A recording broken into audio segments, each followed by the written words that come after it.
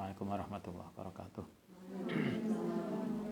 Mustafa Muhammad sallallahu alaihi wasallam berada di atas masyarakat salih jalan ketemu korabin husnul mu'alif al-kitab husnul Syekh Nawawi Dimaski semua husnul abana umatina ujatina syekhna husnul ma'atina al-asqiya Malang talamidi wa santiwani lillahi ta'ala lahumul fatihah.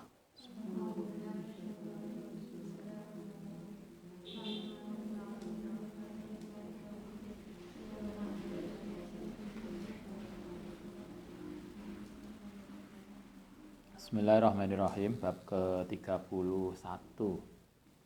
Babu hasiman. Bab tentang oleh mendorong seseorang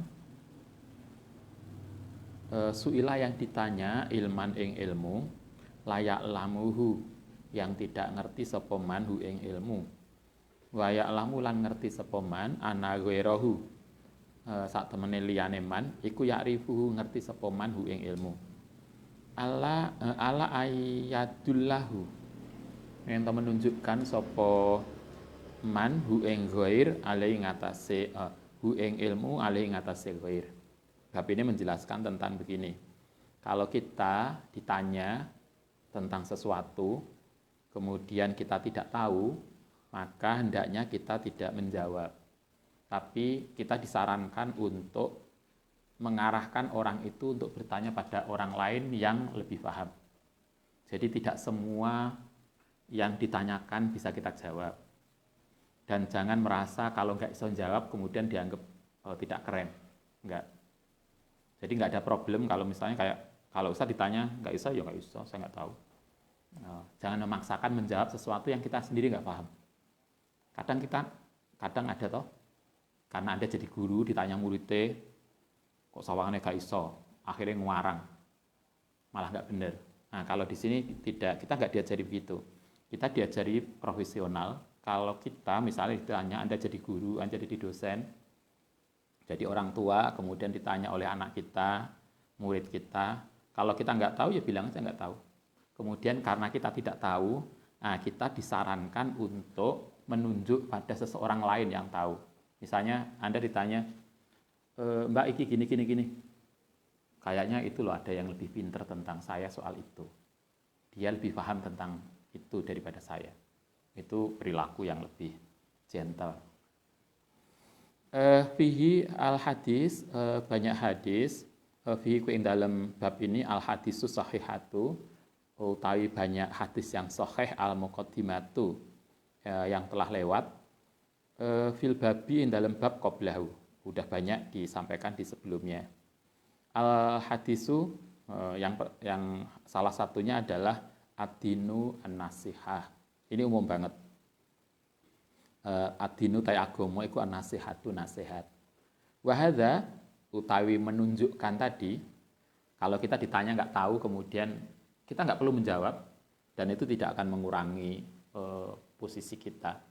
Kalau nggak tahu ya nggak tahu, kemudian kita mengarahkan orang tadi untuk ketemu yang lebih tahu. Itulah ad-dinu nasihat, itulah nasihat, mengarahkan kepada yang lebih paham. Wa hadza iku minan nasihati. Memberikan, mengarahkan pada seseorang yang lebih paham itu bagian dari nasihat. Kita dulu masih ingat di Jogja ketika kita kuliah di Pasca. Kita konsultasi ada orang luar yang kita menganggap dia paham tentang persoalan itu. Ternyata dia jawabannya enak.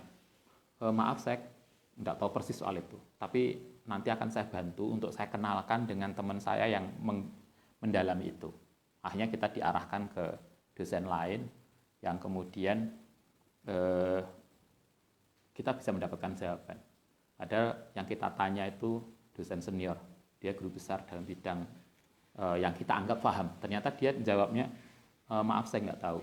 Saya nggak begitu tahu persis soal itu. Nah, kemudian dia dengan sangat gentle mengakui dia nggak paham dan mengarahkan kita untuk ketemu dengan dosen lain yang dia nilai lebih paham. Itulah sikap yang sesungguhnya diajarkan dari agama kita.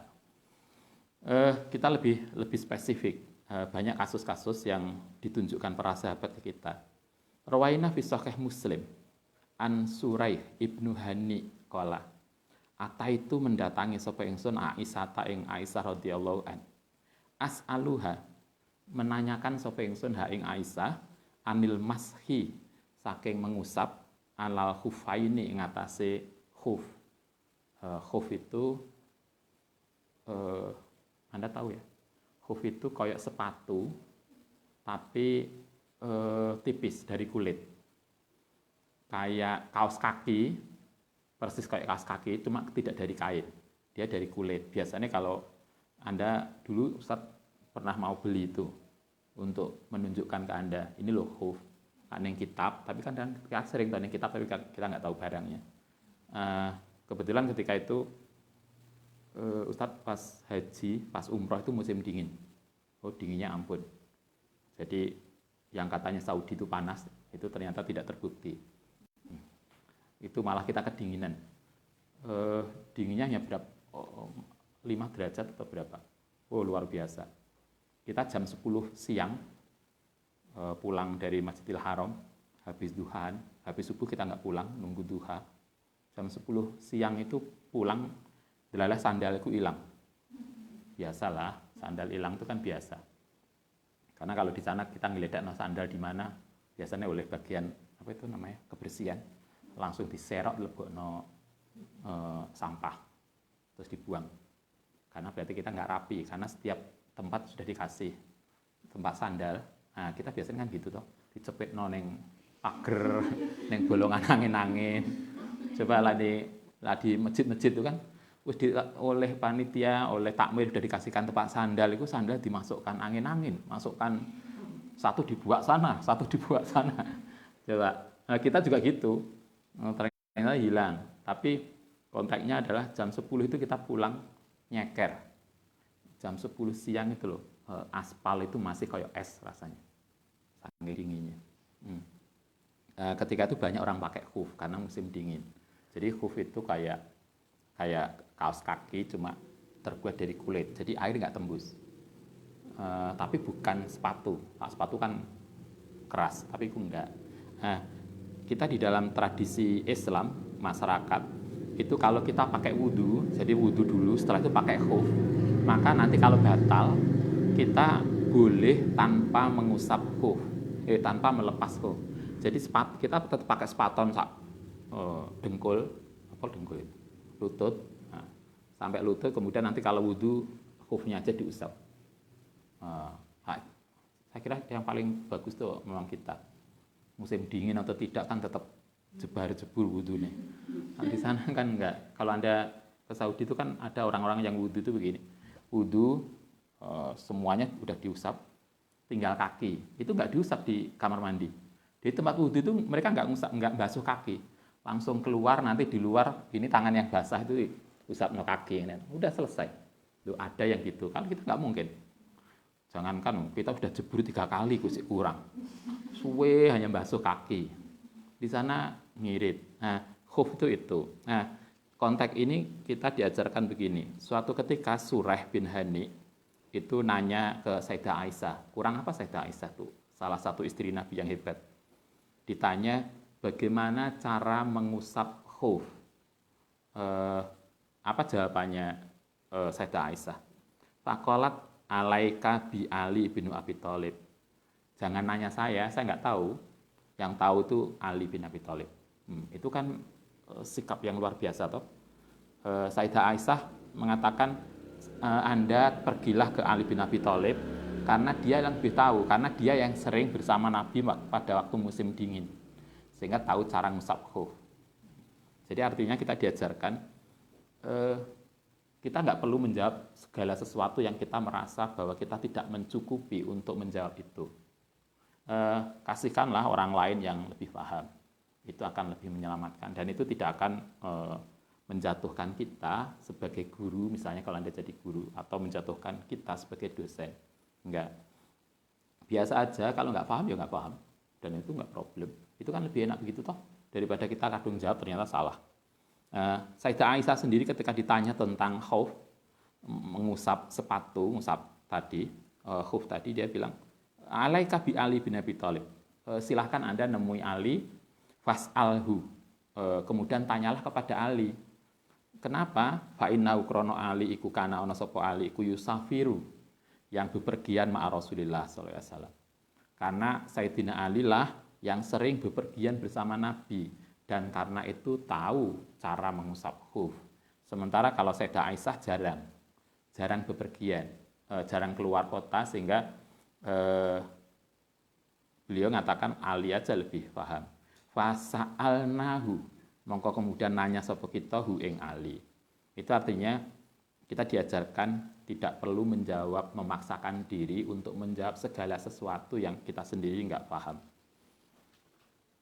Rawaina itu satu kasus Sayyidah Aisyah. Fi Sahih Muslim ada hadis yang lain, fi Sahih Muslim al hadisat tawil, hadis yang panjang, fi kisati Sa'ad ibnu Hisam ibnu Amir. Lama aroda nalikane menghendaki ayas ala ento nanya an witri Rasulillah, saking perilaku salat witirnya Kanjeng Nabi. Sa'ad bin Hisam itu pengen tahu Nabi itu kalau salat witir kaya apa. Salat witir itu kan salat malam toh, menjelang setelah kita salat tahajud, setelah salat isya dan tahajud kita witir. Sa'ad bin Hisam itu pengen tahu Nabi itu kalau witir kayak apa. Kemudian dia fa'ata, kemudian nekani sapa Hisam, Sa'ad bin Hisam Ibnu Abbas, Ibnu Abbas. Kemudian dia datangi Ibnu Abbas. Kita tahu Ibnu Abbas itu salah seorang sahabat yang oleh Nabi didoakan orang paling pinter dan paham Al-Quran. Sehingga satu-satunya sahabat yang dinilai sebagai yang paham tentang tafsir itu ada Ibnu Abbas. Artinya kalau kita lihat saat itu nanya pada orang yang tepat, yaitu Ibnu Abbas yang dikenal pinter. Yas'aluhu kang nanya sapa Sa'ad hu ing Ibnu Abbas andalika saking persoalan witir. Apa jawabane Ibnu Abbas? Faqala mengko jawab sapa Ibnu Abbas ala adulluka. Ana ta menunjukkan sapa ingsun ka ing sira ala a'lami ahlil ardi, ing atase orang yang paling ngerti biwitri Rasulillah. Kata Ibnu Abbas, ada orang yang lebih ngerti dari tentang witirnya Nabi. Qala nanya man siapa? Qala jawab sapa Ibnu Abbas Aisyah. Yang ngerti salat malamnya Nabi itu kan orang yang tidur bersama Nabi. Orang yang tidur bersama Nabi ya istrinya. Kan nggak mungkin ditanya sahabat. Ibnu Abbas walaupun dia orang yang dianggap paling alim, dia ikut ngaji. Udah duduk sini.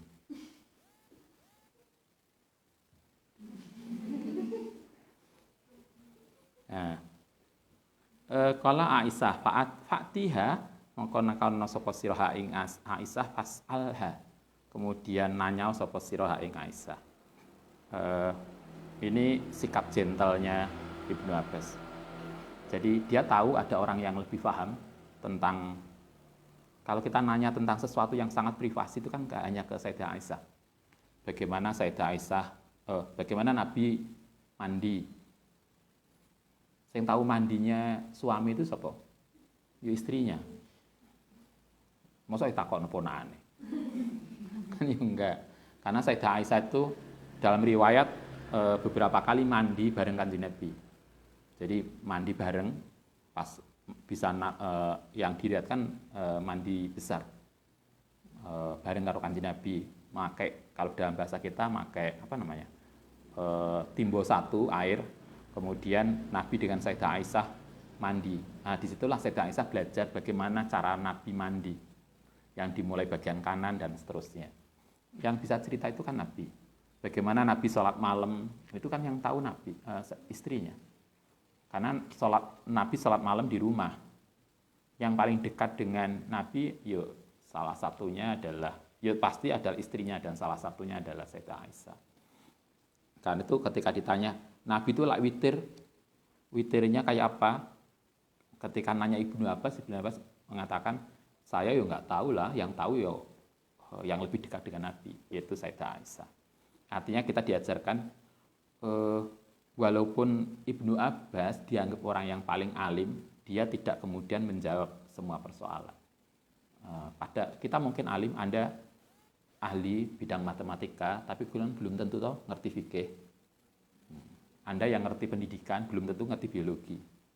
Jadi artinya konteks kita sesuai dengan keahlian kita. Pada di luar keahlian kita, kita tidak perlu memaksakan mengomentari sesuatu. Ada kan sarjana, ya cerita bal-balan, cerita politik, Jadi sebetulnya sarjana generik ya, kayak obat. Kan ada obat kuwabeh penyakit dengan obat yang sama. Kukul, panu, pilek, pilih podo. Ada gitu. Nah, itu kan bukan spesialisasi. Oke, biarin dia menikmati ngajinya. Wa rawaina fi sahih Bukhari an Imran ibnu Hittan qala sa'altu. Jadi Ibnu Abbas menyerahkan pada Sayyidah Aisyah. Konteks yang lain sa'altu nanya sapa ingsun Aisyah ta'ang ing Aisyah. Cerita yang lain Imran bin Hittan. Dia nanya begini ke Sayyidah Aisyah tentang anil hariri, saking hukumnya menggunakan apa harir? Pakaian dari sutra. Bagaimana hukum menggunakan pakaian dari sutra? Yang ditanya Sayyidah Aisyah. Apa jawabannya Sayyidah Aisyah? Fakolat mongkon jawab sapa Sayyidah Aisyah, "Ikti nekanono sapa sira Ibnu Abbas." Yo kalau soal nggawe sutra untuk laki-laki jangan nanya saya. Kalau perempuan kan boleh. Kalau laki bagaimana? Ya tanya Ibnu Abbas, bukan saya. Itu kan menghargai keahlian orang, menghargai profesi seseorang. Biarin dia bisa nyenyak tidur sambil ngaji. Lah enek santri kok ngaji nyenyak. Kayak udah wek coki.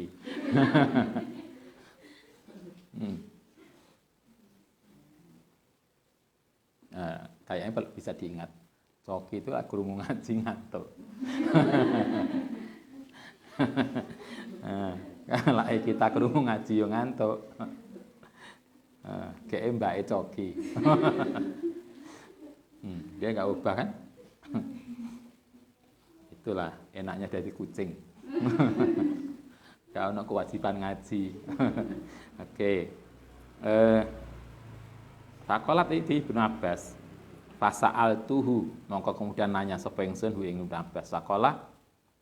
Ternyata Ibnu Abbas yang dianggap oleh Sayyidah Aisyah paham, enggak juga. Coba Ibnu Abbas ditanya, ini Imran tadi nanya ke Sayyidah Aisyah, gimana hukumnya laki-laki pakai sutra? Sayyidah Aisyah nggak mau jawab. Dia bilang, kamu tanya ke Ibnu Abbas lah, dia lebih paham. Akhirnya Imran nanya ke Ibnu Abbas. Ternyata Ibnu Abbas nggak paham juga. Akhirnya dia mengatakan, Sal Ibnu Umar. Jangan nanya saya, Ibnu Umar yang paham. Jadi, gak kok kemudian, Mbak, saya tadi disuruh Pak dosen nanya sampean.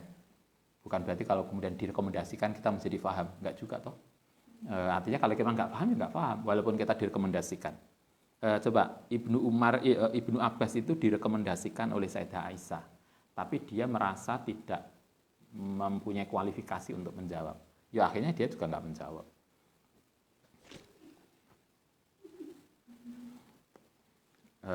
Oke, biarin. Nanti mapan juga. Sebentar di situ.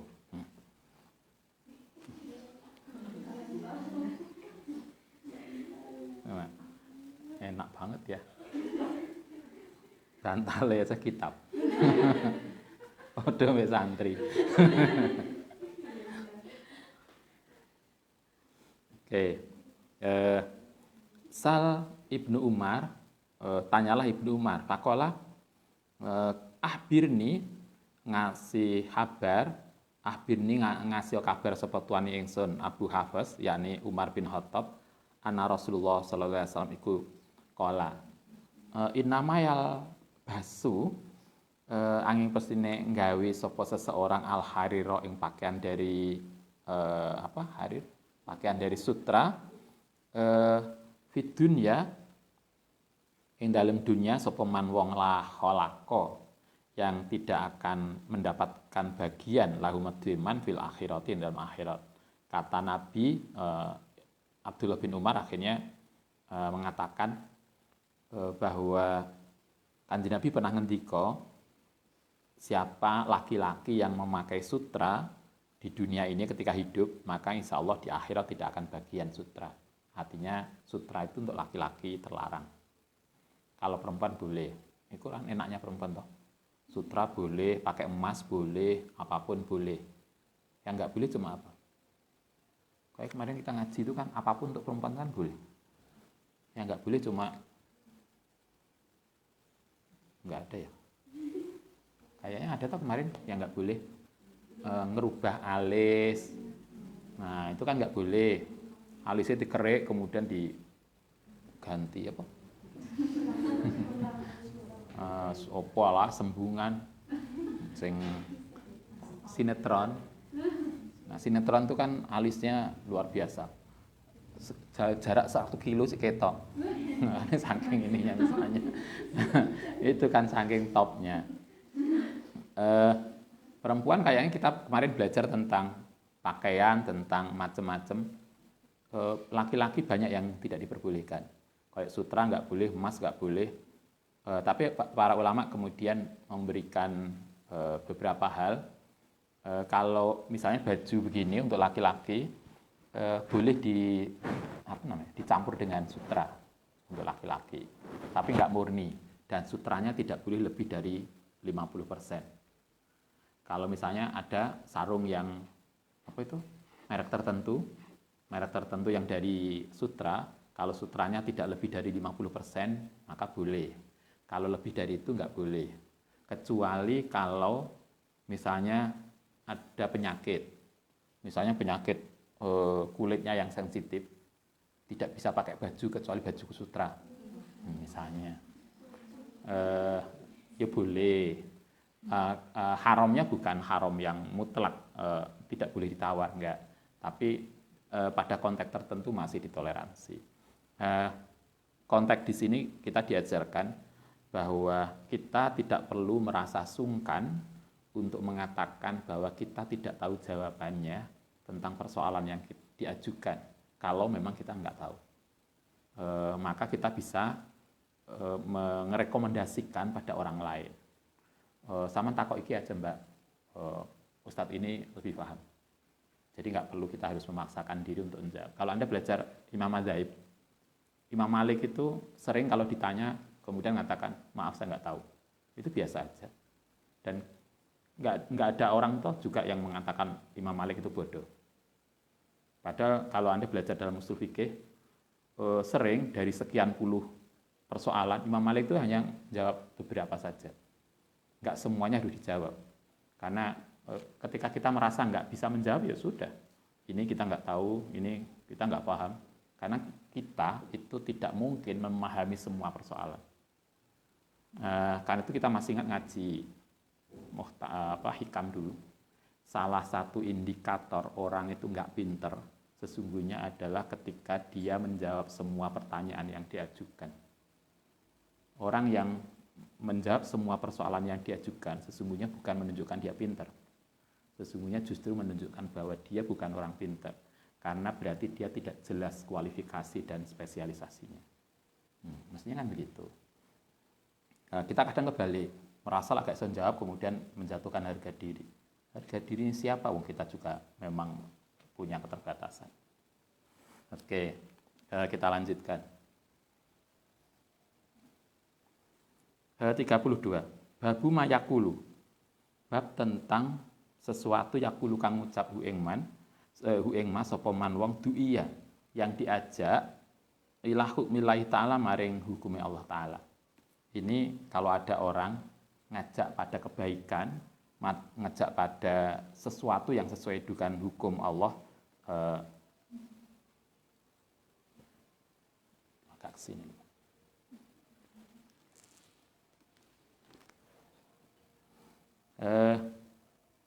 Yang bagi liman kedhe wong kala kang ngucap sapa lau kediman sapa wiruhu.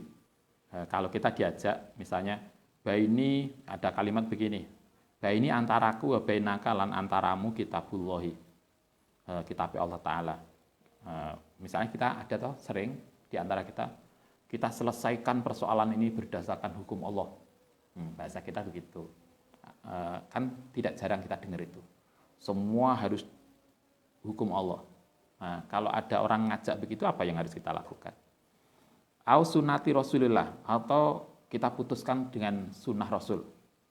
Sunnah Rasul bukan nikah loh. Sing anggar pikirannya sunnah Rasulku nikah. Nikah 1, nikah 2. Kita lupa, sunnah Rasul bukan hanya itu. Au aqwalu ulama muslimin, atau mari kita kembalikan kepada ulama salaf, bahasa kita begitu, atau yang lain. Atau ada yang lain, idhab, mari berangkat ma'i bersama saya ila hakimil muslimin, maring pengadilan. Ayo kita ke pengadilan untuk menyelesaikan persoalan. Au mufti, utawa orang yang memberikan fatwa li faslil husumati, untuk memutuskan permusuhan alladzi bainana, yang ada di antara kita. Au asbaha, wa malan barang asbaha, atau kalimat-kalimat yang sejenis. Kalau ada orang begitu, apa yang harus kita lakukan? Kita disarankan untuk mengatakan ayakula yang mengucap sopeman sami'na wa ata'na. Ayo ke pengadilan, yo monggo, silakan aja. Kalau bahasa kita begitu. Ayo kita putuskan dengan hukum Allah, yo silakan, sami'na wa ata'na. Au sam'an wa ta'atan, atau dengan kalimat sam'an wa ta'atan.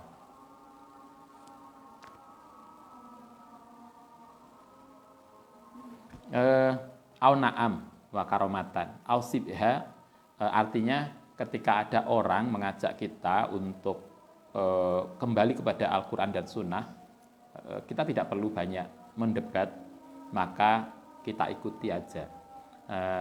Maunya apa, ajaannya kemana. Nah, nanti persoalannya kan setelah merujuk kepada Al-Quran, kalau kemudian terjadi perbedaan pendapat, itu kan perbedaannya di dalam pemahamannya. Bukan kemudian kita menolak Al-Quran dan Sunnahnya. Karena kalau tidak begitu, yang dikhawatirkan adalah kita kemudian menafikan Al-Quran dan Sunnah. Qurannya sama, tetapi kan kita tetap bisa berbeda pendapat. Kan begitu toh. Dia menggunakan ayat ini, kita juga ayat yang sama, tapi perspektifnya beda. Karena para imam madzhab sendiri kan juga berbeda pendapat dengan ayat yang sama. Cobalah, nabinya sama, Qur'annya sama, sholatnya sama, tapi gaya sholatnya kan beda. Kenapa beda? Yo, karena kan cara memaknanya beda. Ada yang sedekap, Allahu Akbar sedekap. Ada yang Allahu Akbar lurus begini. Padahal siapa sih dinut? Nabinya juga sama. Tapi kenapa kok bisa beda? Nah, sama dengan wudhu. Ayat wudhu kan sama. Famsahu wujuhakum itu toh. Tapi kan kenapa ada yang kalau kaki harus dibasuh, tapi yang lain kaki tidak dibasuh. Kaki hanya diusap aja. Jadi kaki itu hanya kayak kita ngusap kepala, kayak kita jadi tidak dibasuh, tapi hanya diusap aja. Ayatnya sama, Qur'annya sama, tapi berbeda pendapat. Itu biasa aja, dan itu bukan kesalahan, sepanjang secara metodologis bisa dipertanggungjawabkan. Kala ngendika sapa Allah taala, inna makana angin pestine ana qaulal mukmina idza du'u nalikane diajak ilallahi wa rasulil yahkuma, supaya untuk menghukumi bainahum ayakulu, mongko padha ngucap sapa mukminin ayakulu ento ngucap sami'na wa ata'na. Setiap mereka diajak kembali Al-Qur'an dan Sunnah, yo kita sami'na wa ata'na. Tentang nanti kemudian berbeda pendapat di dalam pemaknaannya, memberikan pemaknaan dan pemahaman, itu persoalan lain. Tapi semua harus merujuk kepada Al-Quran dan Sunnah. Faulaika, maka siapapun mereka yang merujuk pada Quran dan Sunnah, hum iku al-muflihun, orang-orang yang beruntung. Faslun, yang bagi sepatutnya liman maring wong khosomahu, yang memusuhi hu ing man sapa wiruhu au nazaahu, utawa mencatut fi amrin ing dalam persoalan faqala lahu. Itu tadi kalau kita diajak untuk kembali pada Al-Qur'an, maka kita ikuti. Kita tidak ada problem karena semua sebetulnya kembali pada Al-Qur'an. Yang membedakan adalah cara memahaminya.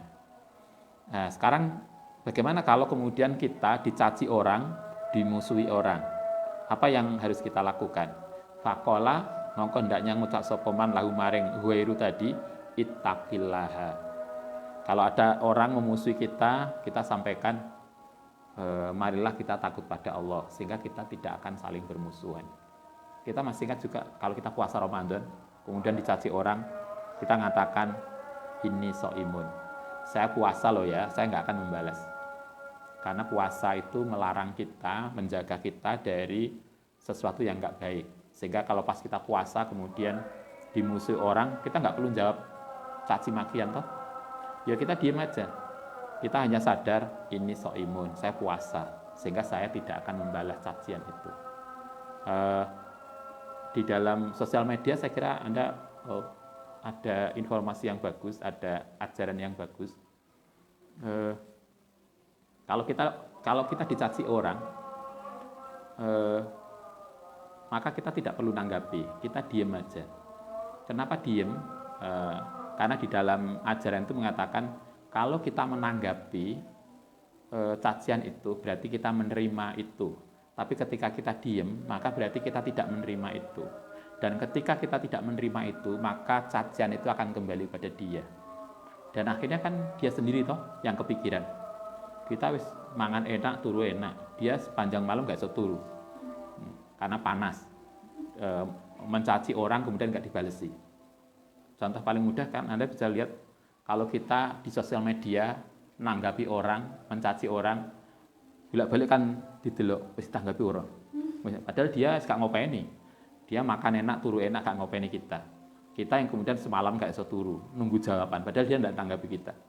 Artinya ketika kita diem, maka cacian itu akan kembali pada yang bersangkutan.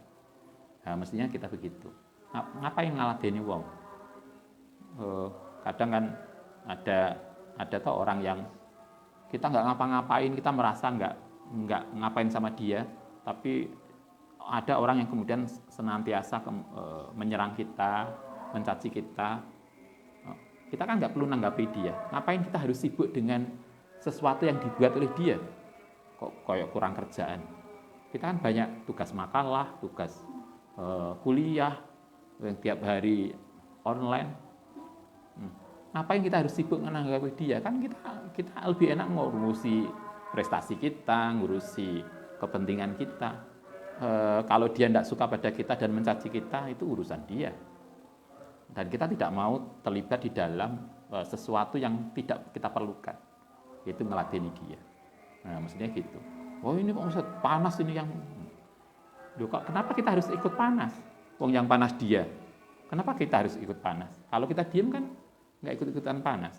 Yang panas kan nanti dia sendiri yang kobong. Artinya kan dia sendiri yang sakit hati. Kita pun santai aja. Karena kita sibuk dengan urusan yang mestinya menjadi tugas kita. Malah ditutupi.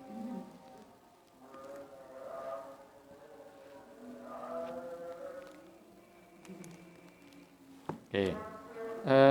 Ittaqillaha aw khafillaha wadiyo sapa sira ing Allah. Aw raqibillaha utawa ingatlah raqib, ingatlah Allah ing Allah. Iklam anallaha ta'ala iku mutaliun, zat yang mengawasi alaika ing atase sira. Iklam anama takuluhu tuktabu.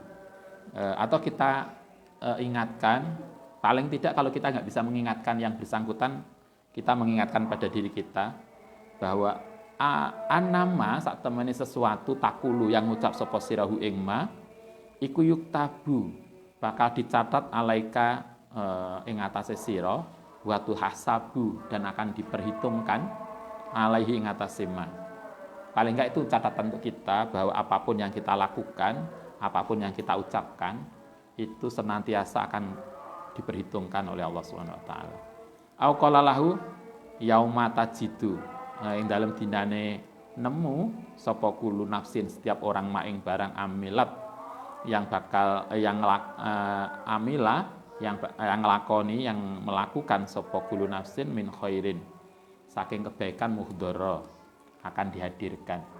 Apapun yang kita lakukan itu akan dihadirkan oleh Allah Subhanahu wa taala. Sehingga kita juga bisa paham akhirnya ketika kita berbuat baik, maka kebaikan itu akan kembali pada kita. Hanya persoalannya kapan, itu yang kita tidak tahu. Tapi yang pasti, apapun yang kita tanam, itu akan kita panen. Sekarang kita menanam, karena itu sering Ustaz mengatakan, ini mumpung jadi santri, urung nikah, mari kita biasakan sholat duha. Sholat duha itu akan melancarkan rezeki kita. Sholat duha ini saiki sangat mungkin manennya nanti ketika kita sudah pulang. Kita sekarang rajin sholat duha, panennya mungkin tidak sekarang. Sekarang biasa aja, tapi ketika pulang, kita nikah, kita keluarga, mungkin dengan sholat duha zaman kita mondok, kemudian ekonomi keluarga kita lancar. Kelancaran itu sesungguhnya sangat mungkin adalah balasan dari kerajinan kita waktu muda. Tapi yang pasti adalah yang kita lakukan mesti ada.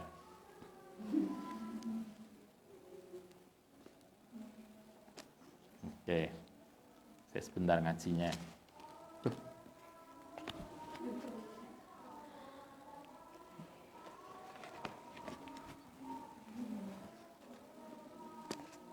Sobek.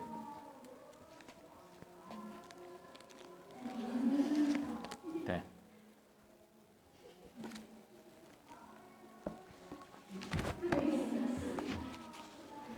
Duh. Sobek cok. Udah kita akhiri. Kita lanjutkan besok. Ini sobek kitabnya. Al-Fatihah.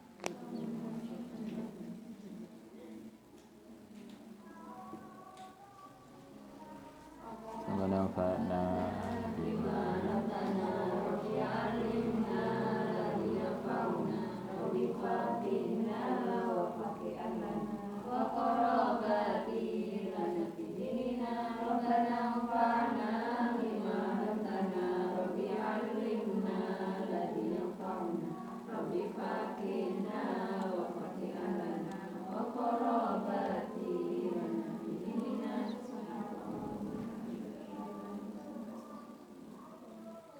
Assalamualaikum warahmatullahi wabarakatuh.